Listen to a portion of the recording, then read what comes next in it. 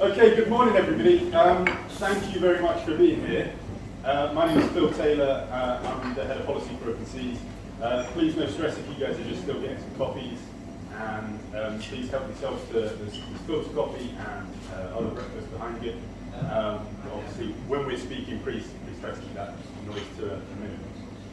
So my name is Phil Taylor. As I said, I'm Head of Policy for Open Seas. Open Seas is a marine conservation charity based here in Scotland. We've been operational since 2016. We're working to improve the health of our seas and the sustainability of our seafoods. And it's our real great pleasure to host you here today in this event in collaboration with Our Fish, sort of sister organisation to us sometimes, I guess, working on similar issues but from a European and more international perspective.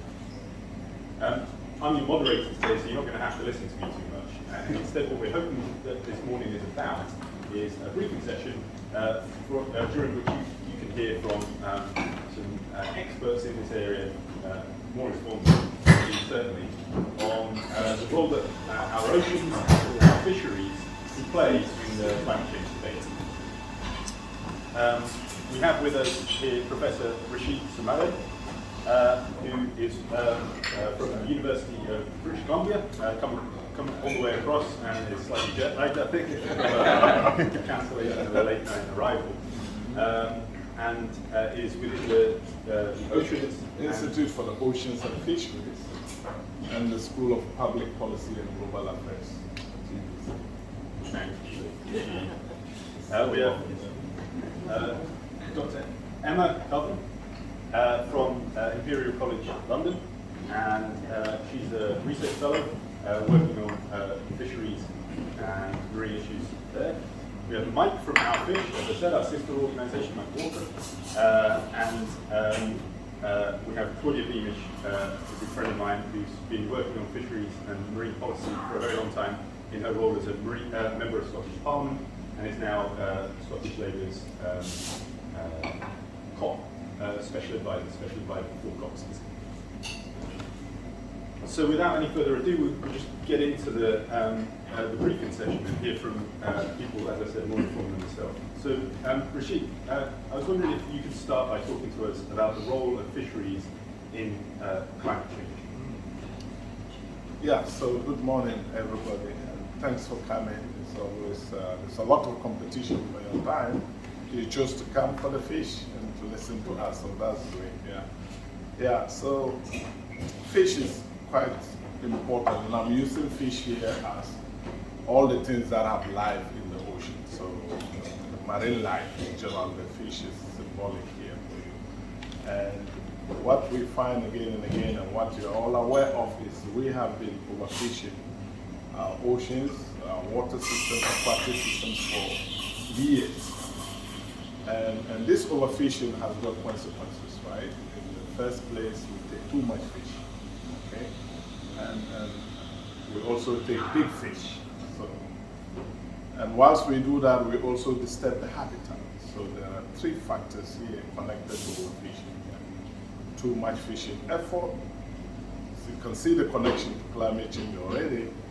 If you are using 2.5 times the fishing capacity to catch fish in a sustainable manner, you are already pumping out too much CO2 than you should, right, to meet your needs. So that's one way we do this.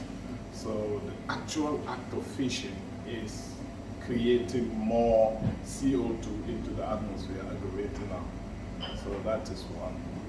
And then because we are taking big fish first, and the next big one, and the next, which is the fishing down marine food world idea, the big fish usually help us a lot to sequester carbon. And we'll talk about that more. She knows that's the field. So that is another angle to have in mind. Now the third angle is we also disturb the habitat of the ocean floor, bottom trawling, right? So that's a number of things impacts the habitat, and some of them do sequester carbon for us. So you knock them off, you take away that service. And also they store the carbon. So when you ground it, you're releasing this carbon earlier than there was a paper in Nature that calculated. This was quite, I'm not an author on that, but it was quite brutal. I mean, they estimate that the carbon that bottom trawlers release yearly is about the equivalent of all our airplanes flying, you know, the CO2. Just think about that. This is, I never thought it was that big, but that's the magnitude they're talking about. So these are all ways in which overfishing leads to more aggravation of climate.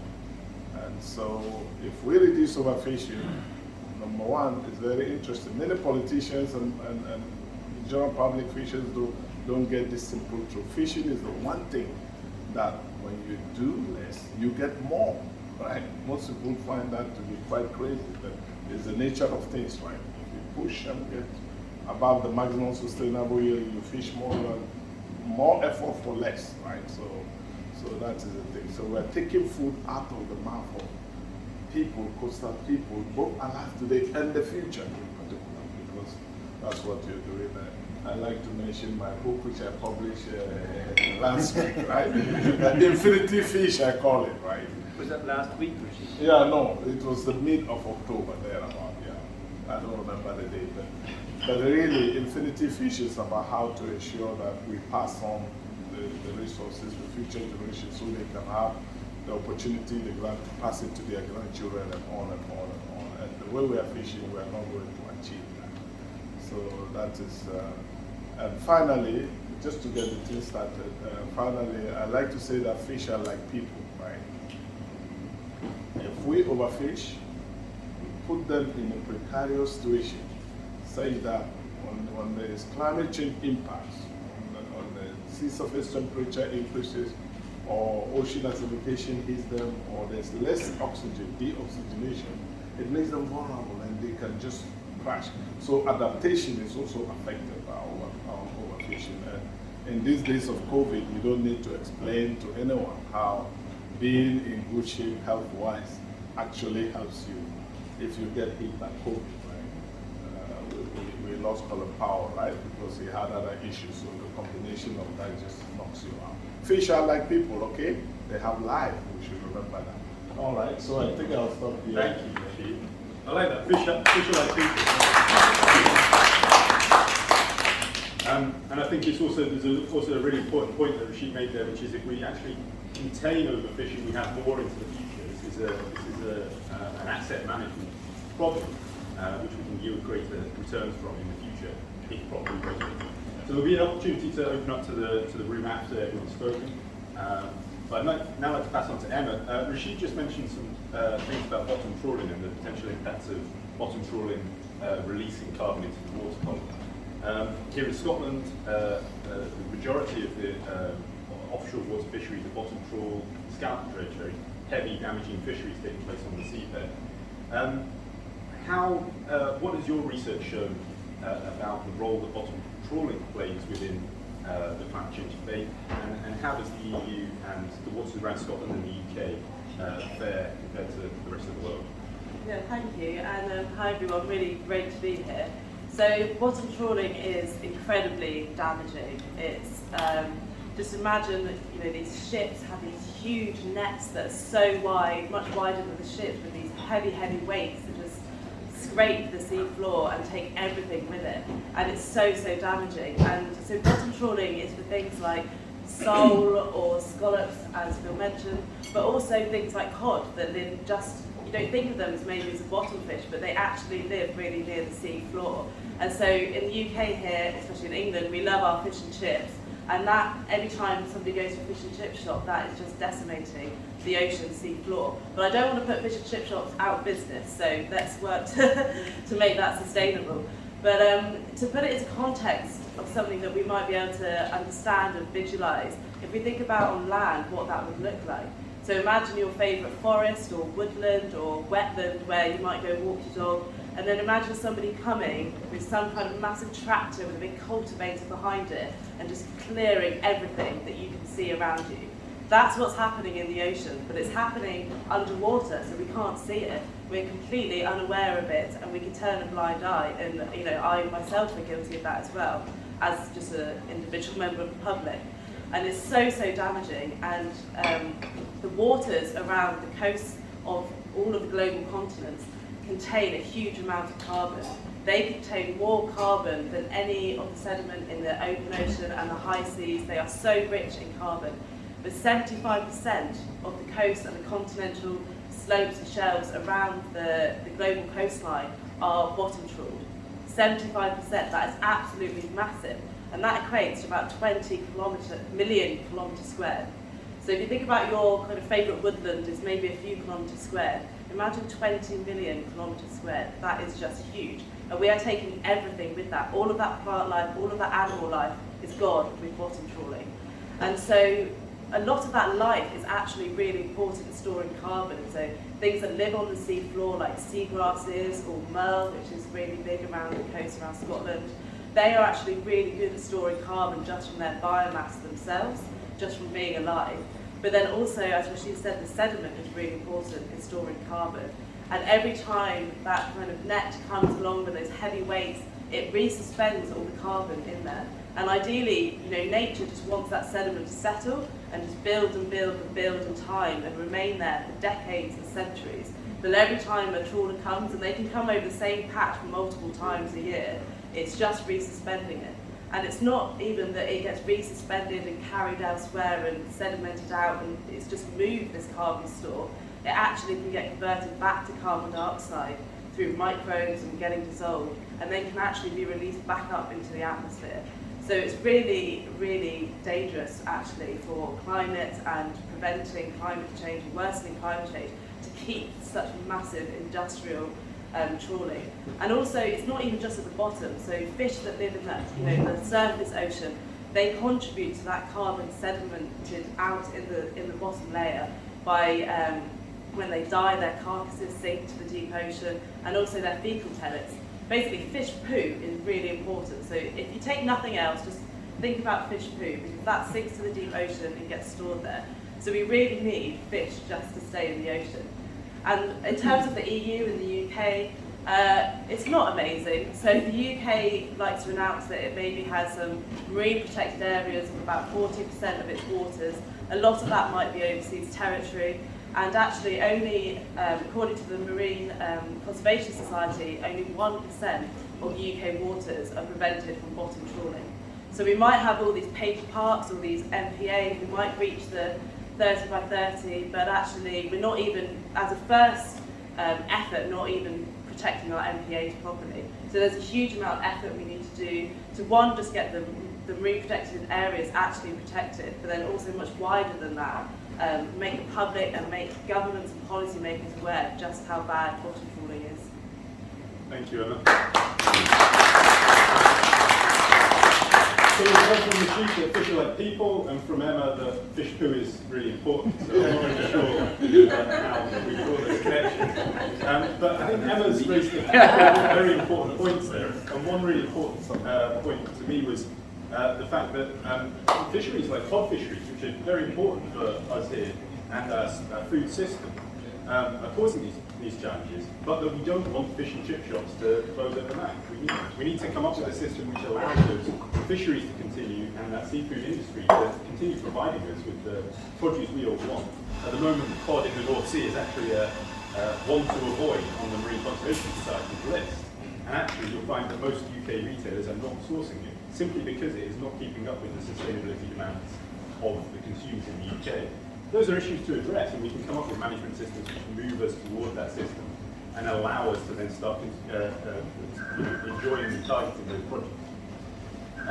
Mike, so fish are like people and fish poo is important. I'm really interested in your view from our seas about some of the work that we've been talking about here in Scotland, but in that broader sense of the EU and internationally. So how's the EU doing at sort of accounting for the processes, the problems that Rashid and Emma have pointed out within fisheries management? How is the EU accounting for climate change within its management of our seas? Well, following on from Rashid's, fish are like people, and thereby people poo is very important. Then fisheries management is in effect our healthcare system. It is what manages our interaction with the marine environment and dictates to a large extent the health of that environment. and, as Rashid says, mitigates or minimizes the degree of precariousness. The marine environment should not be in a position where it is precarious. It is too important. And that's what we've heard a lot of last week, and again even this week down at the COP, is this growing recognition of the importance of the ocean to planetary health, both in terms of the marine ecosystem and the marine biodiversity, which then contributes to services which lead to mitigating the effects of climate change. Our fish has been working with Emma and Rashid, but a whole body of scientists who will be bringing out a series of papers in Frontiers early in the spring, which will, we're confident, really make explicit the degree to which fisheries management is directly related, obviously, to the health of the ocean, but thereby the ocean's capacity to mitigate climate change. Now, the EU, of which of course the UK was a member of until recently, but even the UK was a member of the EU back in 2014, the 1st of January 2014, when a reformed common fisheries policy came into effect. And that policy had a commitment to end overfishing by 2015, or 2020 by the latest. And I think, like many 2020 targets, it was something, clearly the vision was blurred somehow by 2020. And that target was not met. It's now estimated that within the EU waters, EU waters are somewhere between 40 and 70% overfished. There's many reasons for that, but quite simply, or ultimately, it comes down to a lack of political will and bad decision making for any number of reasons. So what our fish is seeking to do, with the support and with the work of Emma and Rashid and other scientists, is to reframe, is to highlight the fact that when, in the case of the EU, fisheries ministers gather a number of times in the year, now in the autumn, and just recently for the Baltic Sea, and in December, more famously for northeastern waters, and they set fishing limits. That is not merely a decision about how many fish will be killed, how many cod dinners are provided, but rather the decisions they're making actually have an impact on the wider marine environment, and thereby the actual ocean's capacity to help us mitigate the effects of climate change. I mean, we know 2016 was that, I think, that first paper that came out that talked about how the ocean has absorbed over 90% of anthropogenic heating or warming. It absorbs over a third of the carbon we emit, and that if it weren't for the ocean, the planet would be somewhere in the, I think, over, was it 36 degrees Celsius warmer? So it's just extraordinary. It's almost hard to comprehend the role of the ocean. And so the work we're doing is to make an unequivocal connection between those, what are seemingly considered sort of difficult, messy, almost irrelevant sideline political decisions about fisheries management, that it's not actually that. That decisions made about how many fish are extracted on an annual basis is directly related to the ocean's capacity to help us manage climate change. So in terms of where the EU is, it has clearly failed to meet that 2020 target. But coincidentally, and perhaps unfortunately, as we're sitting here, the European Commissioner, Virginia Sinkevicius, is down at COP, also talking now about ocean and ocean health. And so we are advocating towards him, and importantly also towards member states, to take measures which will recognize the role of fisheries management in the health of the ocean. And concretely, that relates to, within the EU's Green Deal, there's the EU Biodiversity Strategy, and then within the EU Biodiversity Strategy, there's a specific commitment to a fisheries action plan. And that action plan now, and for the coming weeks, I think until early next year, is it early next year, or is it even concluding this year? There's a consultation on this action plan. And for our fish, what we would like to see, and what we're advocating for, is that that action plan acknowledges the role of fisheries management as, or contributing to climate action.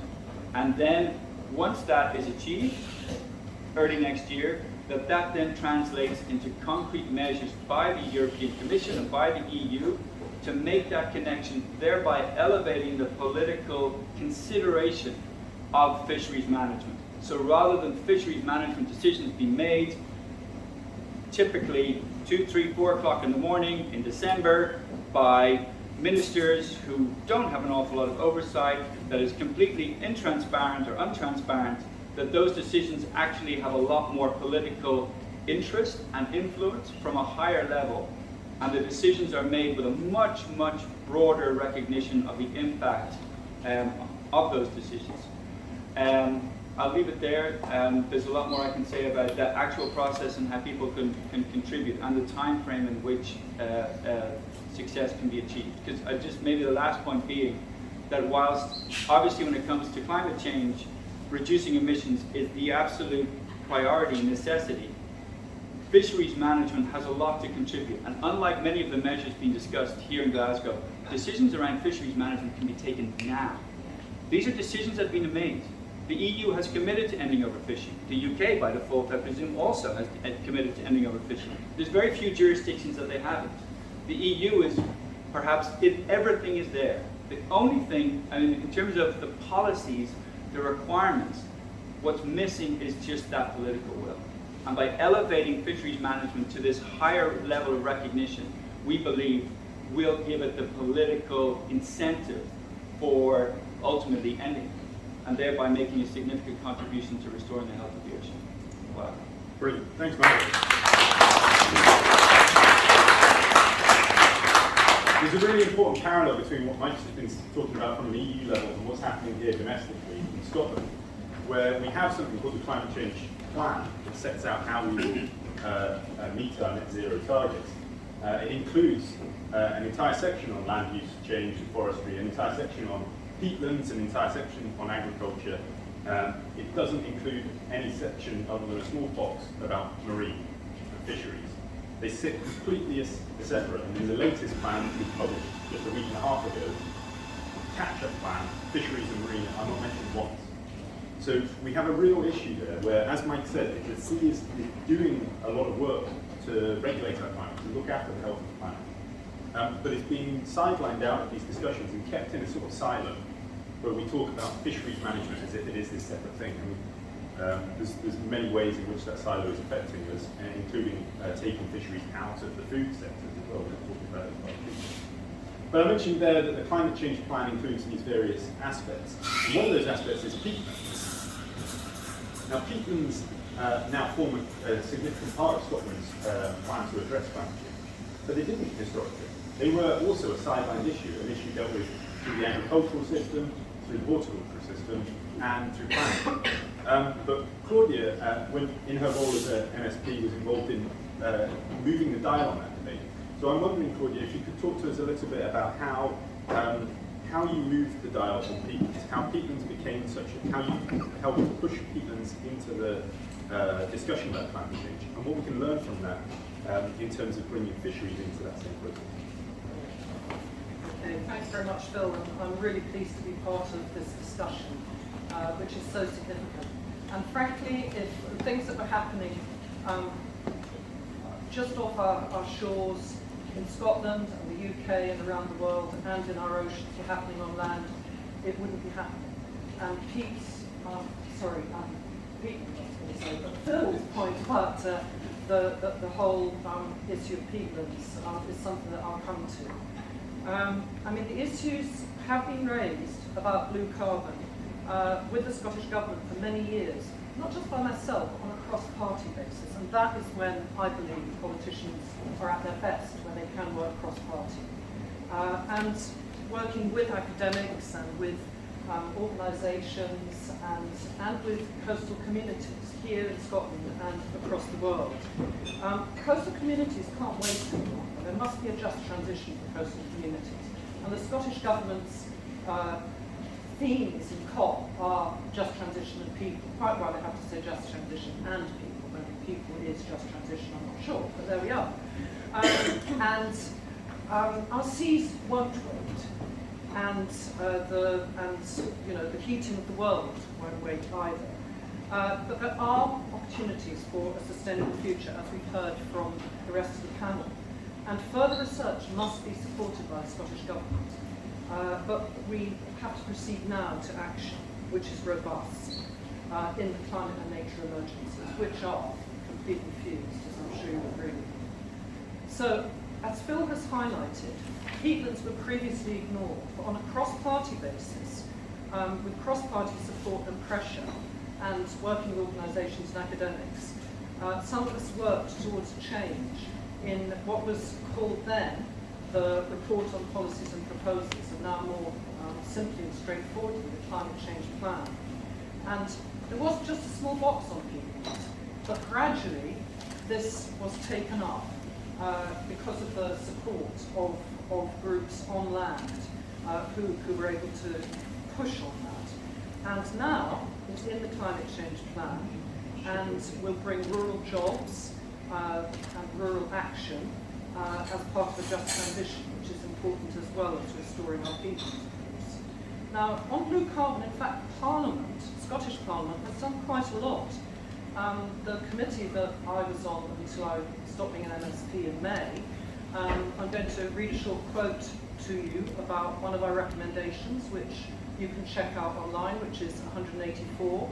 And we say that the Climate Change Act Scotland 2019 sets out what the Climate Change Plan must do, and includes a provision for the Scottish Government ministers to include other sectors and topics as they consider appropriate, and requires the Climate Change Plans set out the Scottish ministers' proposals and policies regarding the consideration of the potential for the capture of long-term storage of carbon when designating MPAs under Section 67 of the Marine Act Scotland 2010. Now that sounds a bit geeky, but it's actually very important because there are the permissive opportunities, but permission is not enough. It has to actually work.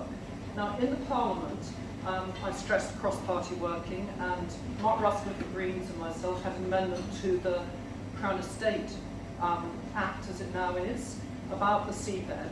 And I think I give this as an example of how things can happen through legislation. And what we did was to take through an amendment to that act to say that you could not cut kelp in our coastal areas around Scotland unless the plant that you cut had the possibility of regeneration. Now, that meant that companies, and I wish I could name and shame, but I can't remember the name of the company that actually was going to, they were going to comb. They weren't going to dredge, they were going to comb. I'm not quite sure what it means if you comb, you know, just give the kelp a trim, but, you know. Or, and when I asked what the wee beasties who live in the kelp would be able to do, the person who was their media person said, oh, they'll just move. So what can I say? So that kind of sums up some people's attitudes to things. But we managed to get that amendment through, and I'm determined, and many of us are determined, that that will stay. And the Eclair Committee recommend that it would be appropriate to include policies to protect blue carbon in the final climate change plan update. But as Phil knows, and many of you will know here, it didn't happen. It just didn't happen. It's not there. So what now? Briefly, and then of course we're going to have discussion as well. There is the Blue Economy Action Plan, and we need to make sure that that is enacted. The Scottish Government has £570,000 of blue carbon research money put in, but that's not nearly enough, of course, as we've heard from other panellists. Professor Bill Austin of St Andrews University is leading the Blue Carbon Forum, which is very important, and anything any of us can do to support that is good. And we have a national marine plan in Scotland, and there will be an update of that, so I understand, from the Scottish Government in the spring. So anything that any of us can do to feed into that and be robust and forceful in saying that we have to have better for blue carbon and everything that involves for our coastal communities and for our fish, and the whole ecosystem of our coastal waters. Let's do it. And the Scottish Government actually says, we expect the outcome of the National Marine Plan review next spring to help inform the longer-term vision. I'm sorry, the longer-term vision is not enough. It needs to happen right now. Thank you. This is a really great point there, because Mike was setting out that there's all these requirements, duties, commitments already in place, but the thing that's stalling is political will. And I think that what Claudia's pointed to is the fact that there is political will to change there, and that political will is working cross parties, across the chambers in many cases here in Scotland. I think what we need to do is build on that and then start to use that to actually affect some of the changes that our ocean needs. Okay, well, thank you to the speakers, and I really found that very insightful. But I would now like to open up to the floor for questions to each of our speakers on the issues raised. So does anyone have any questions?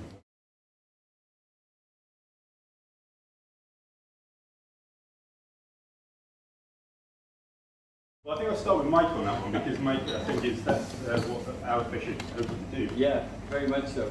No, it's a really good question, and I think you're absolutely right. There's a lot of talk about political will, and I think for our fish, the issue, but also the opportunity, is that for all sorts of reasons, whatever, good and bad, or good or bad, fisheries management it's not sexy. It's not considered. Most people, or a lot of people, have very little awareness of fisheries management or care. Basically, I want to go into the supermarket, the restaurant, whatever. I just want to eat fish when I want to eat fish. And how it gets there isn't terribly important. Sure, some people are aware. If you read The Guardian for the last couple of decades, fisheries management is messy and complicated, and there's big interest, little interest, NGOs, blah blah blah. But it's still it's still marginal.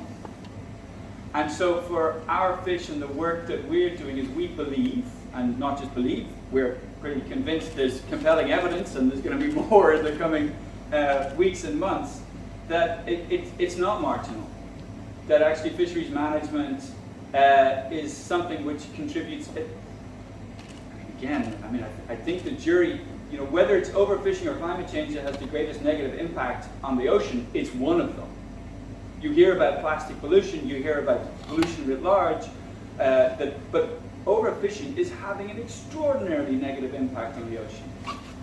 And that perhaps isn't news, but what's news is that the ocean is playing this extraordinarily important and critical role with regard to planetary health, and thereby mitigating and influencing the extent of climate change. That, we believe, is new. That is news. And an awareness of that has the capacity to shift decision making. And that's where you get the political will. And it's almost like, it's not just the political will, it's like political will to some extent. I always talk about political incentive. What's the incentive to act? And clearly the incentive to act on fisheries management has been, unfortunately, to a large extent, about destruction, more destructive practices. That's been the incentive. We've had great moments. There's been extraordinary work done by NGOs and great successes, be that the reform of the common fisheries policy on a large scale, but also smaller ones.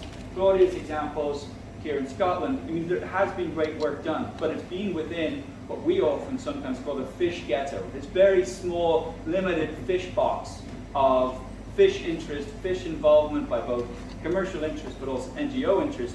What we're seeking to do is, no, this is much bigger than that. Fisheries management is about the health of the ocean. And that we believe that once there's a greater awareness of that, that will translate into political incentive for more responsible decisions, starting with ending overfishing, like, duh. There are really important decisions being made, but they do take time. They take time to take the decisions, they take time to implement the decisions, they take time for the beneficial effects to be felt, whether that's building new infrastructure. Ending overfishing can happen, and it will have a really significant impact. And that, we believe, once the incentive is there, the action will follow. At a really marginally small cost. Can I add to that? So just, was the WWF event yesterday? So this is great because that's actually my research on the Antarctic krill. And so did you see that video they played? So if anyone is interested, they made this amazing video which I helped with, so obviously it's amazing. And it's a WWF animation. You can see it on the WWF UK YouTube, and it's all about krill and basically how important krill poo is in getting to the deep ocean. And that we made that to try and get this message, and basically how important krill poo is in getting to the deep ocean. And that we made that to try and get this message across, because lots of people either have never heard of krill or just know them for protecting, feeding whales, we should protect them. But when you tell the story, people are like, wow, that's so interesting, I never knew there were so many, or that they poo so much, or that poo is important. And actually people like to talk about poo. Like it's, I can tweet and put the poo emoji with smile, and it gets some response. And I think just having that kind of funny story about stuff, because also other less interesting animals that are smaller and we can't really see also poo and stuff, but it doesn't matter, you just got to get them interested just a little bit and tell them that their pet food is krill, or that the farm salmon they're eating that's in Scotland is being fed by krill caught in by the South Pole. And I think that kind of messaging and more kind of animations and stuff like that kind of outreach is really going to help us get to that. But yeah, everyone check that out. Thank you. I could quickly add something. Yeah, so a bit of good news for you from the academy. I mean, things are changing a lot at our universities. A few decades ago, you couldn't talk to a media person. Your colleagues would say you are not a scientist, right? But this has changed. I mean, at my university, we even have the president's award for interaction with the media and public engagement. So there's a lot of it. You see me social media, talking with people just to get the information out of the journals to the people, to the policy makers, so action can be taken. So there is a lot of good news coming. So another thing we do is interdisciplinary research. People like to hear about poo. Another thing they like to hear about is about dollars. So I am an economist, interdisciplinary economist. I work with people like Emma and others. So we put the dollar sign in their face, and they usually sit down. So that's another way you can connect with the general public and policy makers. Thank you, Rashid. And Claudia, as a politician who was previously lobbied on these issues, what works, what penetrates most, and what is driving decision making, do you think, in France? Well, my MSP colleagues are going to hate me for this, but be in touch with your MSP by email and flood people's inboxes and block them and jam them, and then they'll think about that. It will raise up on the agenda. Also, I think social media is really important, and involving people through social media. If I give you the example of plastics, and maybe a decade ago, not many people in the general public knew about the damage that plastics do in our oceans, for instance. But we were able in the Scottish Parliament, and as a quick aside, we were taken by having got the bottle to Norway to look at the deposit return scheme there. We were able to then implement that because of public interest. Despite opposition, we actually got the deposit return scheme through the Parliament. And I think it's really important to that the public are engaged. I mean, another way that the public can be engaged and awareness can be raised, there's two other examples I give. One, which Phil may want to say something about, is the power of projection, what we were doing in the last night is really, really important.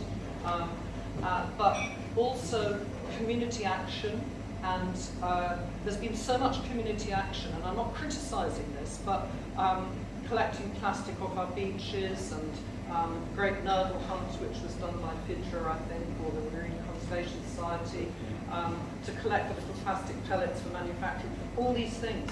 But there's not a great deal of community action on actual climate change and blue carbon. However, to give you one quick example, I went to the Cavan docks, which people who are from Glasgow will know is desperately in need of regeneration.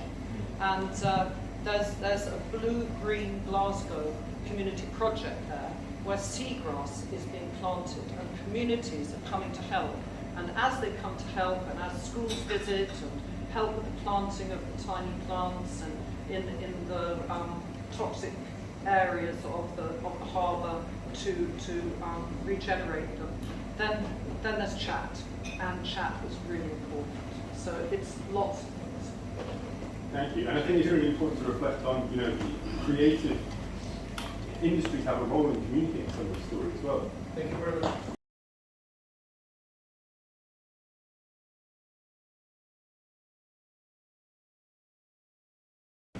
That's a very good question, Laura, and I know you will bring it up, right? As an African, right? We know the consequences of these fleets. And when I get to the EU, people like Mike and Beck is online, to give talks. One of the things I say is that you guys have to take responsibility for all that your fleets are doing, not just now, what they've done over time, And I go to Africa and say, you guys have to take a moral stand. Say, look, we know there's an issue. We are willing to do our bit, right? So you have that. One way I will look at this is to think about subsidies, right? For example, and this is a big issue. It's being negotiated now at the WTO, where public funds are given to the fishing sector for all sorts of reasons, including to get votes. Our MPs here, right? So these subsidies actually, when they are given by big nations, not only the EU, but the EU is one. China recently has become a big factor. We have calculated the burden of those subsidies, and most of them land in the waters of developing countries. In Latin America, the subsidies that are exported to them, to their waters, is 5 times the local subsidies, right? So this is crazy, right? And that's what we are saying, and this has to be highlighted so big nations like the EUs of the world take responsibility for their actions. Yeah, I think there's a really important point there with the subsidies, because we often, the excuse for the situation is often that this is just a free market economy, the way it rolls out. But it is not. It's a very distorted market economy globally. And that problem exists here in Scotland as well. We had a boat was recently prosecuted for illegal trawling within one of the only no-take zones anywhere in the country. A very, very small area. And that boat was given somewhere between £8,000 and £20,000 of public subsidy as part of the COVID. And this is against the Sustainable Development Goals. 14.7 says you should not be subsidising illegalities in fishing. And so we've got these problems are a global problem. I think that responsibility point is very pertinent. Emma, do you have anything to say on that international point and the EU-UK's role in management? Oh, it's horrible. Yeah, so it's something that I enjoy focusing on the science, and I don't have anything to add really, because it's just so beyond anything that I can comprehend. Other than that, it's just the EU-UK fisheries it's the most fished waters, even just around our coast, let alone what we're doing elsewhere. And so it's just so important that I have no idea how to grasp that. Yeah. Like, do you know all the answers? Well, I mean, all the answers, no. I don't know, even some of the answers. I mean, I think it's, yes, clear the EU is a very significant actor. I mean, I think it's the largest fisheries market. One of the combined EU, at least, is one of the largest fishing fleets. Fishing pretty much everywhere, fishing in the Southern Ocean. Not for krill though, I think, only for toothfish, but either way, fishing everywhere, and that exerts political pressure. And I think the EU struggles with the fact that even within its own waters, there's continued overfishing. There's also perhaps instances of IUU or illegal fishing, and it goes to that point about responsibility, that once fisheries and fishing is recognized for what it is, that I believe will translate through into better management, be that in EU waters and also be that globally. I mean, I think maybe my answer previously could be better had been summed up as we need to tell a much better story about what fishing is and the role it plays and the impact it has on ocean health. And that's not just within our own domestic waters and jurisdictions, but globally. And the EU clearly has a huge responsibility globally. But it needs, once it starts acting responsibly at home, then that will will and should and must translate into acting responsibly globally. Claudia, you have Right. something? Yeah, just very briefly, I'm not going to comment on the oceans more widely, but I am going to say that I think that Scotland can play a leadership role in relation to our coastal waters, our inshore waters, and in terms of being quite clear about what we should and shouldn't be subsidising. And we shouldn't be subsidising bottom trawling, in my view, within the coastal waters. There are sustainable forms of fishery, whether it's hand diving or whether it's creeling, and we need to support those who are in the fishing industry who need to change, just like we need to support people in the oil industry or in farming or whatever it is. And I think the other side of that coin is to really push politicians to put more money into monitoring. And monitoring our MPAs, actually managing our MPAs first, but then monitoring the management. We only have 2 planes to monitor all the coasts of Scotland through Marine Scotland, and I'm not sure how many boats there are. 3 boats. And 3 boats, you know.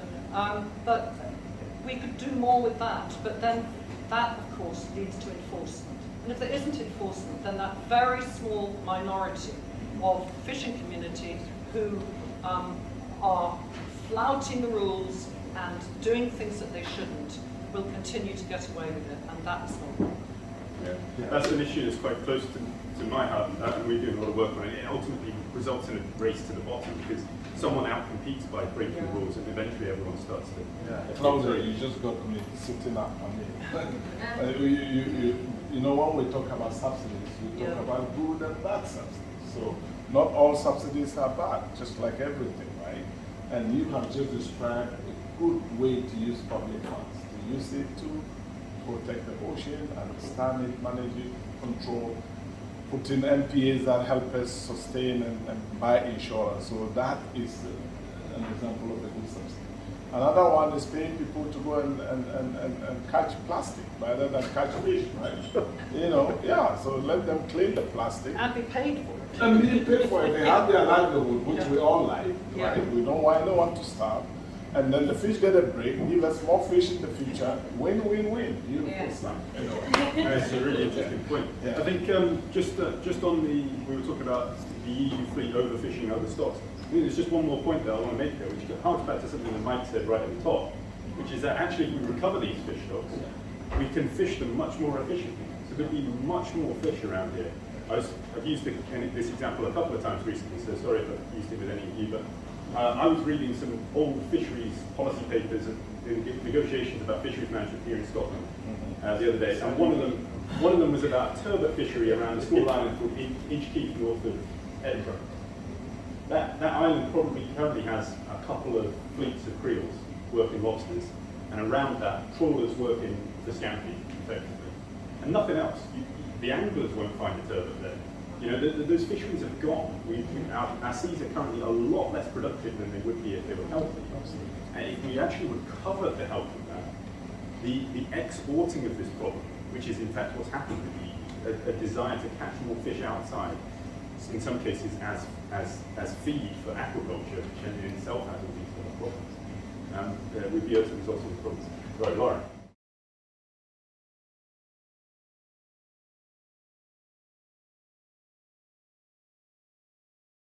So I think it would certainly recover within, my lifetime, within a few decades to some kind of level of good health.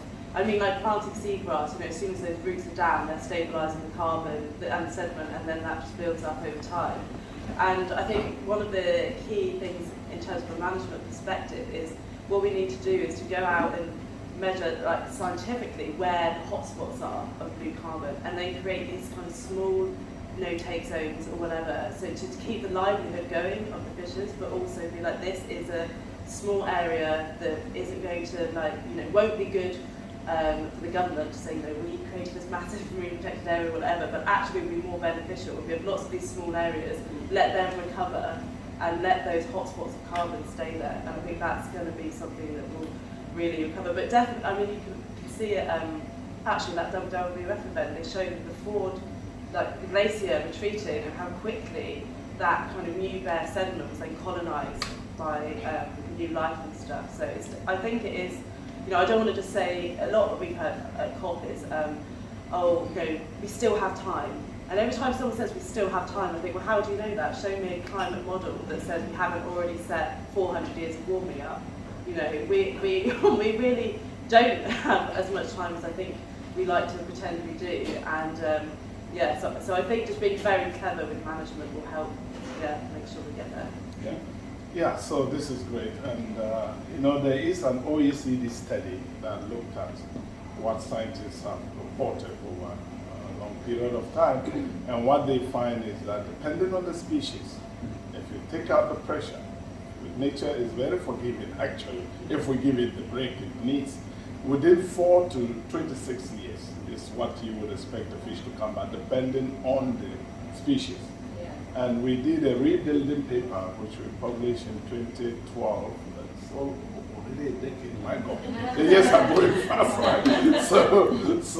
And in this, we had the whole global fishery. And what we found is that between 7 and 8 years, if you give the fish a break, it will come back on average, you see, so taking everything together, So that gives you a rough idea, which is not too long.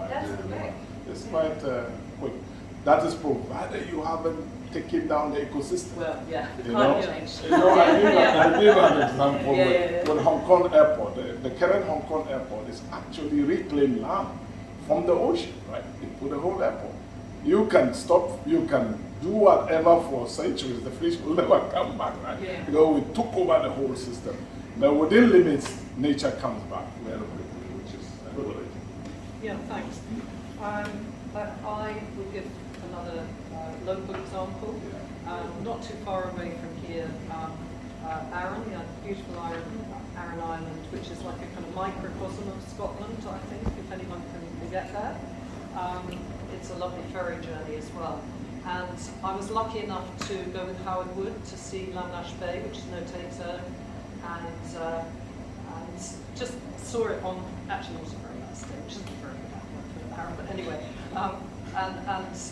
There was the surface of the water, but he explained that it was a no-take zone. And then we sat in this car in the rain and we looked at videos of the change over just under a decade. And from being dredged and from being destroyed, here was new life and juvenile fish and not just starfish, but nothing against starfish. They were just one of many when it all came back. And that is so heartening. Those are sort of stories that we need to tell globally, and I know that's happened in other places in the world as well. So it's all to play for. I've just got two additional points to make towards that. And one is that I think that when we talk about the carbon, the issue is so vast as it is on land, where we have the fish stock recovery, which would then provide us a super low carbon form of protein. But we also have seabed habitats, like Claudia's spoken about there, which would recover, and they would also sequester the carbon. And we actually see that some of the seabed habitats are some of the most efficient forms of sequestration anywhere on the planet. Merle, which Emma mentioned, this is actually a type of seaweed which forms a skeleton kind of like a coral. And that is an extremely efficient form of carbon sequestration. The problem is it's so limited in its extent because it's so fragile to these fisheries. But now its sort of overall net impact on the ecosystem, on the greenhouse gas inventory is very limited. But if we were back to where we were 100 years ago, it would be vast, it would be massively significant. And then the second point is that although I have been somewhat negative about fisheries management here in Scotland, it is worth noting that our government currently is a coalition government between the Scottish National Party and the Scottish Green Party. And as part of that partnership agreement, they committed to 10% of Scotland's seas as no-take zones or highly protected marine areas, as they call them, including for the purpose of protection of blue carbon. So that's now in. We have to see actually how that shakes down. Sadly, what we've seen in the past is the way that some of these things are actually cascaded into action or something less cool. One more question, I think, because we're at 9:05, is that right? And, yeah. I'm conscious. Okay, well, I'll take two more questions.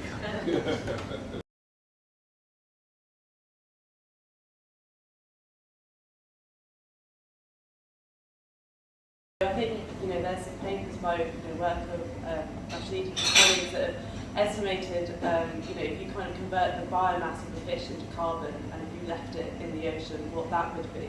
But then the next step is to work out, is to make sure you don't double count carbon, which is like a kind of a buzzword politically, because that fish could die and all of that carbon could go to the sea floor, but some will get expired, some will become poo, and some of it will get buried in the sea floor, and they also migrate vertically and horizontally. And so getting that entire carbon budget, once we have those numbers, and we could probably back of the envelope calculate them and estimate with some metabolic temperature dependent analyses, but to do that for every fish is just such a huge task, so it needs some kind of basic overall size-based modelling. We should probably do this actually. I feel like that's a paper. There we go. But we have to. But what my concern is that people start to count carbon before we actually know how much carbon is there, because they need it for their NDCs and stuff. And so we just have to be really, as a scientist, I just want to be really careful that we kind of do it properly, and it's not like a cowboy exercise and big claims are made about how much carbon they're being stored, and they'll end up, we might be the scientists that end up being silenced, as other people have been on cigarette health or something back in the decades, and let's hope it doesn't get down to that. Emma is worried. I mean, we got to do the science properly. But I tell you, the science is also driven by what people do ahead of the curve, right? So it is very important. Kenya, for example, has decided to count ocean carbon as part of this NDC. Did you know that? I think it's the first country to do that, and that is propelling more research, right? So you have that back and forth. The paper you mentioned, I did with Alex Rogers when I visited Oxford for one summer, and we calculated the ICs.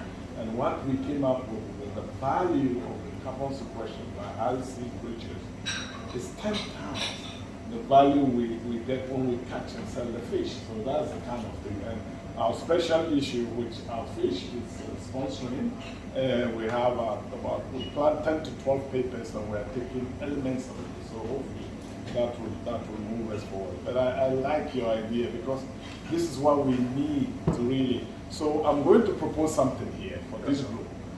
Let's start talking about ocean management rather than fisheries management, because I think that is part of our problem. All this started with fisheries management, which was just to calculate how much we can take, each year.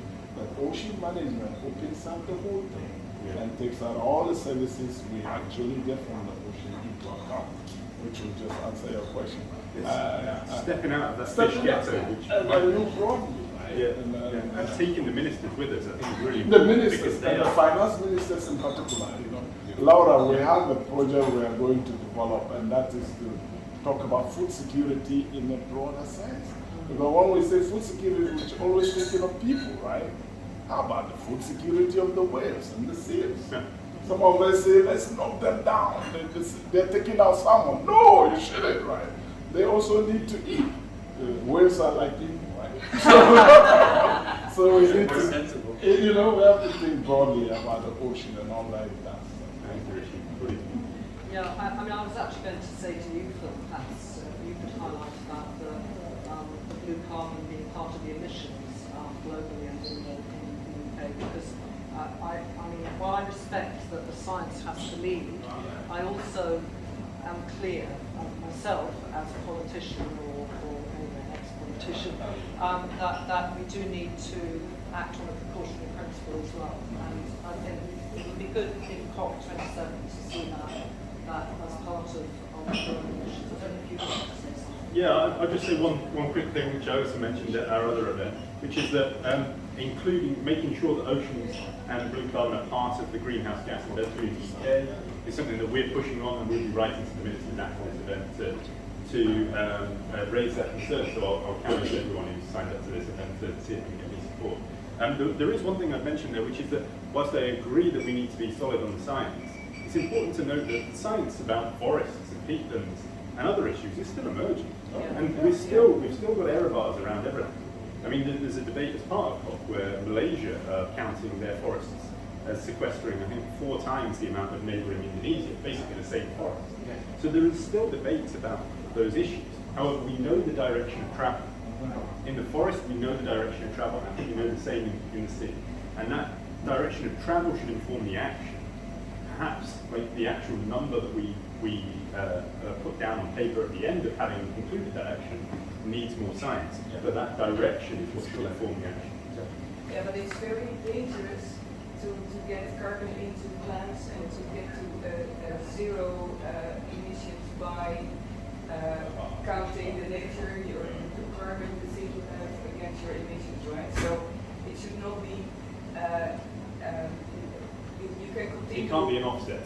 Exactly, it has to be and.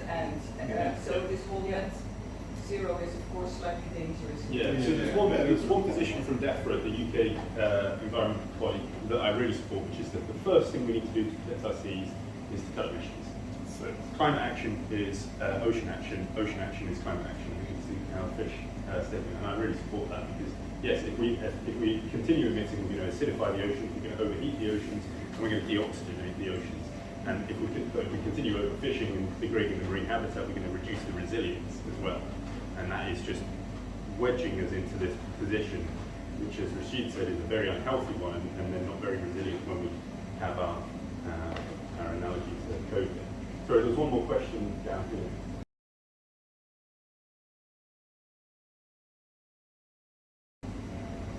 I mean, I certainly have no expertise to be able to comment on examples or indigenous examples that could be applied at scale. But I could perhaps say from the EU perspective that the biodiversity strategy is in itself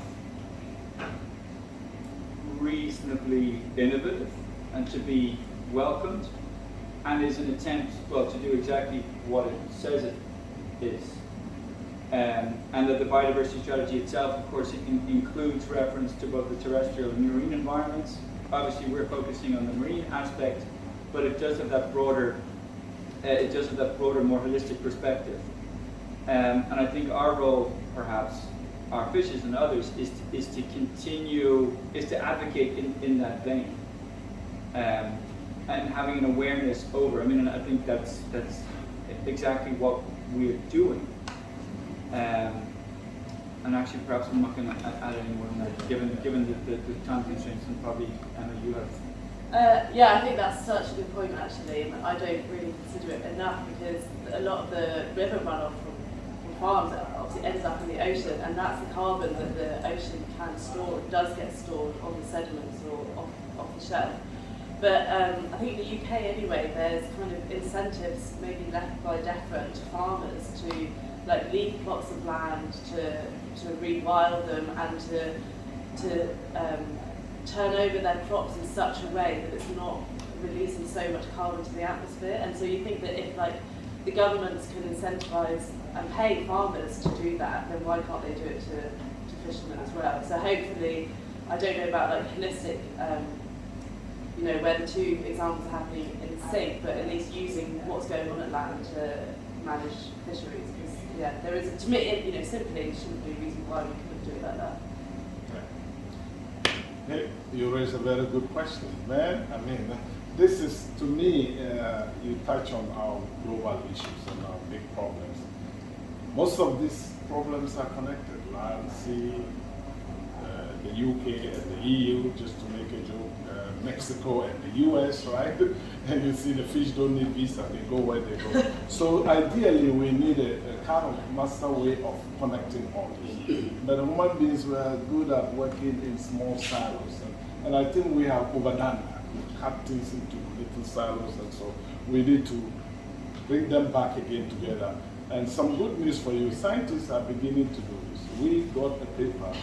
Ocean people and land people came together to talk about how climate change is hitting both sides, and we need to have this in view, right? And I see more and more of those papers. Laura, I'm mentioning you again, the proposal we just put to the Research Council of Canada, we're looking at both land and ocean issues together in I think, Costa Rica, for example. and in the Netherlands. So yeah, it's becoming more and more so because you are right. Yeah. Claudia? Yeah, I stay or live, or we stay as we say in Scotland. Yeah, it's good. At the near the source of both the Tweed and the Clyde in the centre of Scotland, and there's a lot of work going on those rivers. We don't have time to talk in detail about it now, and the burns and streams that go into them, about blue infrastructure. And we have the national planning framework coming up soon, number 4 in Scotland.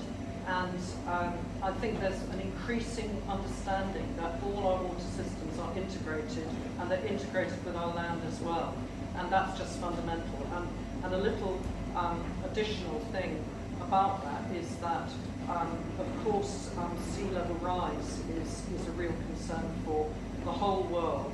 And in Scotland, it's happening now, you know. And so what we can do to support preventing coastal erosion and give examples of that, such as with our salt marshes or with other things that we're working on, is really important as well. But it's all one world.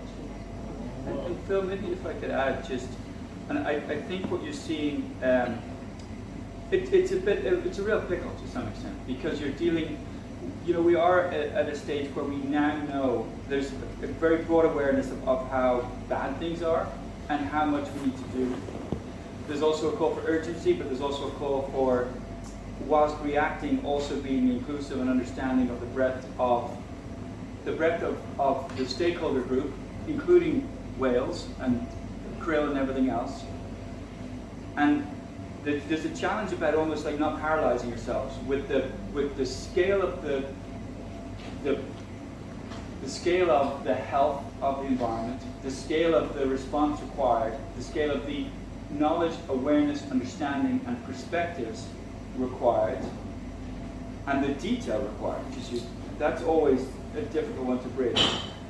But then, if I could go back, I mean, it is perhaps quite clever or even sneaky by, for example, the European Commission with this vehicle of the biodiversity strategy, because it's struggling with 2 monsters of legislation policy. The common fisheries policy, which isn't a monster, it's more like a little whatever thing, but the common agricultural policy. And they're beasts, and they scare people, or they either, on one hand, it scares people in terms of the size and the interest and the money.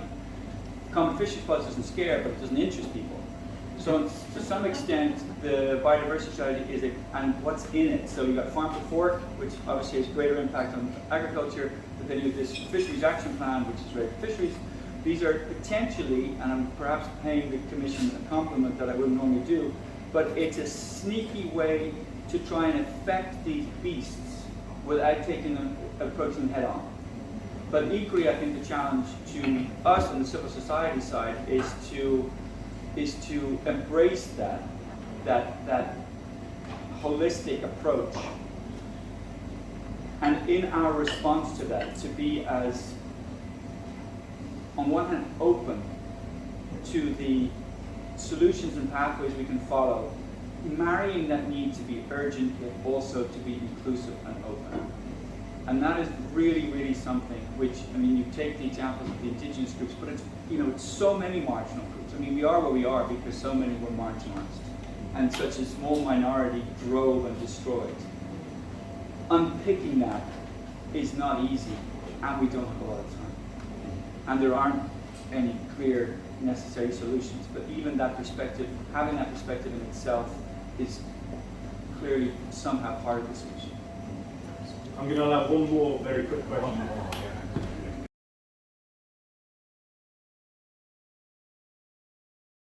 The basic thing is that we really need to check our consumption and all our patterns of the modern life, which we don't want to so this is about behavioral changes that need to be made, right? And that is the challenge. And most of us shy away from that, but I think we need to take that on. Monica, go ahead, please. Let's go. Should we take it to I'm just conscious of time. Should we Yeah. take it to like a... Yeah, we're basically going to have to pull it to an end. Sorry, Mike. Yeah. Go on. No, I just wanted to say it's not just down to, or okay, it's everybody's individual behavior, but it's of course the economic system that drives us to this overconsumption. So in terms of fisheries, well, we here in the global north are eating more fish than necessary. We don't have to eat any fish at all. So why are we not changing to rather catch the fish in trawls, have loads and loads of fish of bad quality because of the squish, and we pay little for each fish, go to the system where you have like creels, less impact, less fish taken out, much better quality fish, of which you eat less because you have to pay more for it, but it's a different way of valuing the fish for what they are and preparing to pay for it, and therefore, okay, eat a little less. I'm saying global north, I mean there's other places where they're really dependent for proteins on fish, but here is certainly I'd push back on this to a degree because I don't think that we do need to be, I don't think we are over-consuming seafood. I think we're under-consuming it in fact in many ways. What we're doing is over-exploiting stocks based on their current asset level. If they were allowed to recover, the North Sea Cod example is a great example of this. If it got to its MSY biomass, it would be at 55,000 tonnes extraction a year. I mean, it's never been less, there's never been less cod in the North Sea than now. And actually what we saw at the event that we hosted, there are different new and innovative ways to be using this marine resource. Claudia spoke about governed docks. A post-industrial landscape, a really, just opposite the COP venue, some old breaking docks which are being used to restore salt marsh. That's a blue carbon, really important sequestration habitat, but also used to grow, and seagrass, but also used to grow samphire. And to think about growing seaweeds. So there's a productive mechanism. And as I used the example of the Firth of Forth, near where I live, that area produced, I can't remember if it was 44 million oysters or 4.4 million oysters a year. It currently provides none.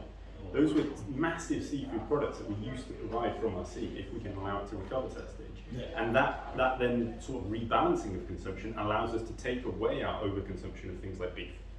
but then I still and think rainforest products. But all of Anyway, these are we connected, actually. Can Go on, I, I'll can handle I it. Yes, say please. very briefly about something that, on a cross-party basis again, we have been pushing for measures that are complements to GDP, and I don't say necessarily alternatives, but complements that actually measure carbon, that measure human well-being and nature well-being, and we've talked too much about it, and the time is now in Scotland to do that, for sure. Rashid, you have some... Yeah, I was just saying, Monica, I don't see this agreement. When I say behavioral change, I'm not talking about just the individual, it's the whole system, our government. And the incentives have to be in place, otherwise it doesn't work. So I think we are in agreement. I don't know what you think, Monica, but there's nothing in there. And the restructuring of what we consume is all part of it. Right? Yeah. But we need to do more thinking. This idea of just everything goes has to change. Right, well thank you very much. I think we've definitely run over what we scheduled for now. But what I'd like to do is just give all the panellists a quick minute, a quick minute to say closing statements and then we'll give them So we started with Rashid, so we're going to go back to Claudia. You got a closing statement on climate, ocean management, blue carbon. I think we just need to do it. Just do it. Mike? Yeah, I mean, it's not a whole lot different. I think we need to, tell a better story about the ocean and what the role it plays in planetary health and how we can help it help us. Brilliant, thank you. Emma? That definitely preventing bottom trawling and other destructive fishing methods will help very quickly keep carbon in the ocean. So it's definitely something we can act on and see a positive impact. Thank you. Yeah, Mike talked about how complicated things are, right? I mean, each of these are huge stuff. And so maybe one way to deal with this is to think strategically, right? In some big ways strategically. And when it comes to the tactics is where you do things on the ground. And there you can package things in ways you can do that. But the two have to talk. in a beautiful way for you to succeed, right? So that is strategy, top level, tactics on the ground. That might help us. Thank you. Yeah, okay. Well, I found that a pretty stimulating discussion myself. I thank you all for coming down again. So if we can just give a round of applause to the speakers.